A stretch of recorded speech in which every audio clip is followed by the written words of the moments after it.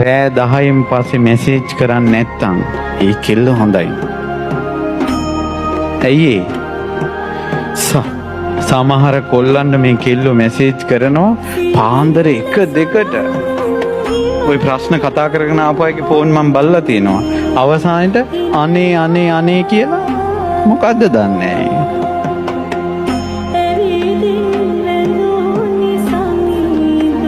එතකොට මොකද වෙන්නේ දන්නවද? විවාහ වුණාට පස්සේ ඔය නිදි මරණ එක පුරුද්දට යනවා. කොල්ල වැඩ කරලා මහන්සියට ඇවිල්ලා බුදිය ගන්නවා. කෙල්ලට නිින්ද යන්නේ.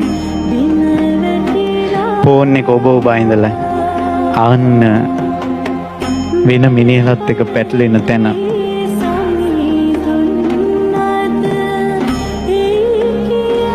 යම් කෙල්ලෙක් කියනවා නම් අනේ මේ අපි ඉගෙන ගන්න වයස ඔයා පාඩම් කරලා නිදා ගන්න. ඔන්න අවසාන මැසේජ් එක.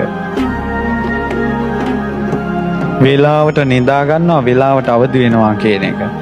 ඔය එක කාරණයකිනුත් කෙල්ලෙක්ගේ හැදියාව හොයන්න පුළුවන්.